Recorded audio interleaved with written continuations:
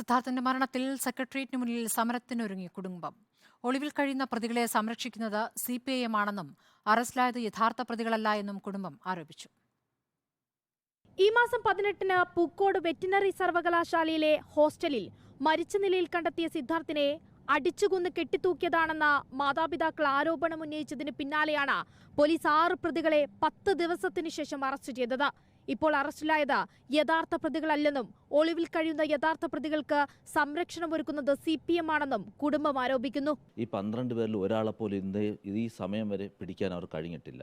അവർ മാറി നിൽക്കുന്നത് അവർക്ക് രക്ഷപ്പെടാനുള്ള പഴുതുകൾ കിട്ടുന്നുണ്ടായിരിക്കും, എന്തെങ്കിലും സഹായങ്ങൾ എവിടുന്നെങ്കിലും ലഭിക്കുന്നുണ്ടെന്നാണ് എൻ്റെ വിശ്വാസം. ഉന്നതങ്ങളിൽ നിന്നോ എവിടുന്നെങ്കിലും, അല്ലെങ്കിൽ വെറും ഒരു കോളേജ് വിദ്യാർത്ഥികളായ 12 പേരൊക്കെ ഇത്രയും ദിവസം മറഞ്ഞിരിക്കാൻ കഴിയുന്നുവെങ്കിൽ നമുക്കത് ചിന്തിക്കാവുന്നതേ ഉള്ളൂ.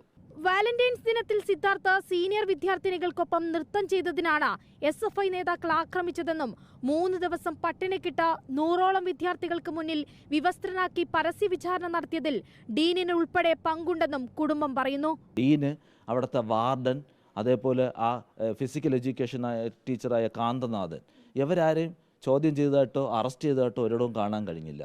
അവരെ ഉടൻ അറസ്റ്റ് ചെയ്യണം. അവരാണ് ഈ കേസിന്റെ പ്രധാന കണ്ണികളെന്ന് പറയുന്ന അവരാണ്. കേസ് അട്ടിമറിക്കാൻ ശ്രമം ഇനിയും തുടർന്നാൽ സെക്രട്ടേറിയറ്റിന് മുന്നിലടക്കം ശക്തമായി സമരം നടത്താനാണ് സിദ്ധാർത്ഥിന്റെ മാതാപിതാക്കളുടെ തീരുമാനം.